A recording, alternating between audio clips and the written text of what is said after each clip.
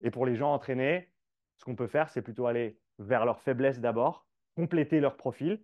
Donc, si tu es puissant, on va te faire faire de l'endurance. Si tu es endurant, on va te faire de la puissance. Si tu es très bon à haute intensité, on va aller à moyenne intensité. Si tu es très bon sur du long, on va te faire faire du sprint.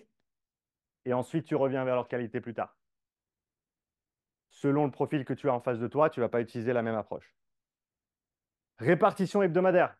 C'est ce que je voulais te dire ce matin, mais que je ne t'ai pas dit. C'est une chose qu'ils ont découverte avec les chevaux de course. C'est que. On rappelle un truc? Non, Vous le c'est. raconterez après. Je ne vais pas parler de la drogue ici. C'est pas mon créneau. Lui, il saura vous dire. Ce qu'ils ont fait, c'est qu'ils voulaient étudier le surentraînement. Et ils ont fait ça sur des chevaux de course. Ils s'entraînent beaucoup, ces chevaux. Et la première chose qu'ils ont fait, c'est qu'ils ont gardé des jours de repos, trois jours de repos dans la semaine, si je ne me trompe pas. Mais les autres jours, ils les ont intensifiés de plus en plus. Et il semblait que les chevaux, ils continuaient à progresser. Tant qu'il y avait cette progression en intensité, mais qu'il y avait toujours quelques jours de repos pour vraiment contrebalancer la charge hebdomadaire.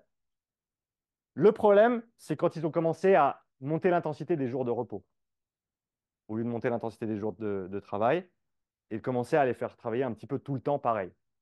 Et c'est là où les chevaux, ils ont commencé à montrer des signes de surentraînement, qui pour eux veut dire je tape dans le seau d'eau parce que je ne suis pas content, et puis voilà, ils sont pas contents, ils ne se sentent pas bien. OK? Et il semblerait que c'est quelque chose qu'on retrouve à l'entraînement chez l'humain, dans le sens où si tu essayes de pousser tout le temps très fort, ça fonctionne beaucoup moins bien que si tu, disons, polarises ta semaine, où tu as 2, 3 jours où tu vas vraiment envoyer, mais le reste du temps, c'est vraiment du développement de la qualité et de la récupération. Ça ne veut pas dire que tu ne peux pas t'entraîner les autres jours, mais va pas te flinguer à la salle 5 fois par semaine. C'est une des choses que je reproche au CrossFit tout le temps. Je travaille beaucoup dans ce sport, mais malheureusement, il y a beaucoup de pratiquants qui s'envoient dans le mur 6 jours par semaine. Hein. On est exactement dans le schéma que je vous ai montré juste avant.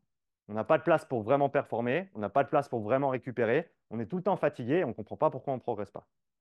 Donc vraiment, bien choisir ces jours d'intensité et vraiment dans sa tête que ce soit clair. Ça, c'est des jours où on stimule, ça, c'est des jours où on développe intelligemment, mais on n'a pas besoin de se ruiner non plus pour pouvoir performer le jour intense d'après.